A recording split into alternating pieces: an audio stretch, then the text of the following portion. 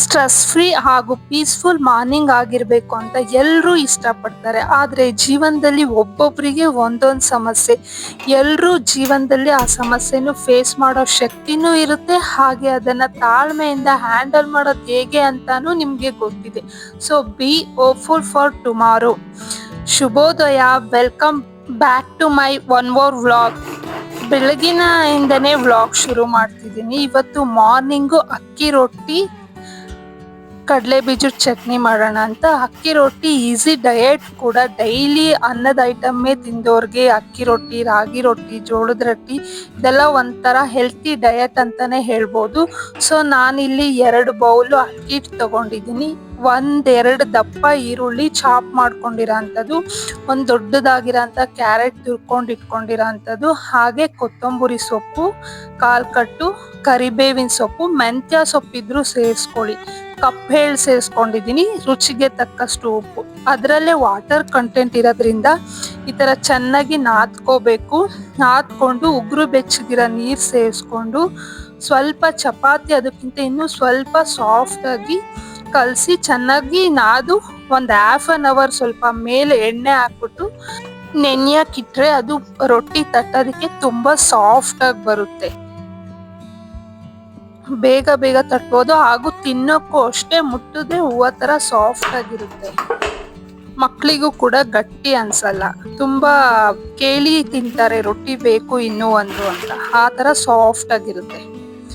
ಹಾಗೆ ಕಡಲೆಕಾಯಿ ಬೀಜ ಚಟ್ನಿ ಮಾಡ್ಕೋಬೇಕು, ತುಂಬ ಚೆನ್ನಾಗಿರುತ್ತೆ ಅಕ್ಕಿ ರೊಟ್ಟಿ ಕಡಲೆಕಾಯಿ ಬೀಜ ಚಟ್ನಿ ಕಾಂಬಿನೇಷನ್ನು. ನಾನು ಕಡಲೆಕಾಯಿ ಬೀಜ ಹುರ್ಕೊಂಡು 1 ಬೌಲು, ಸ್ವಲ್ಪ ಹುಣಸೆಹಣ್ಣು, 4 ಬೆಳ್ಳುಳ್ಳಿ, 4 ಒಣಮೆಣಸಿನ್ಕಾಯಿ ಇದನ್ನೆಲ್ಲ ನೀಟಾಗಿ ಕೆಂಪಗಾಗೋವರೆಗೂ ಹುರ್ಕೊಂಡು ಸ್ವಲ್ಪ ಕರಿಬೇವು ಸೇರಿಸ್ಕೊಂಡಿದ್ದೀನಿ, ಕೊತ್ತಂಬರಿ ಹಾಗೂ ರುಚಿಗೆ ತಕ್ಕಷ್ಟು ಉಪ್ಪು ಸೇರಿಸ್ಕೊಂಡು ಗ್ರೈಂಡ್ ಮಾಡಿ ಇಟ್ಕೊಂಡಿದ್ದೀನಿ.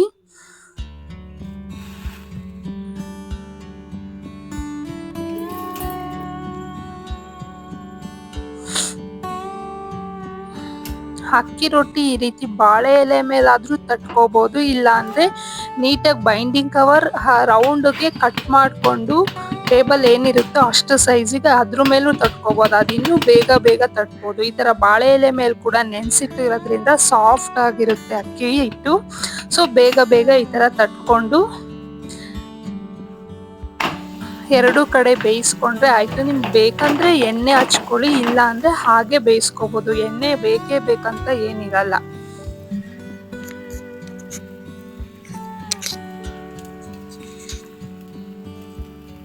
ನೋಡಿ ಪರ್ಫೆಕ್ಟ್ ಆಗಿ ಬಂದ್ಬಿಡುತ್ತೆ ಬಾಳೆ ಎಲೆ.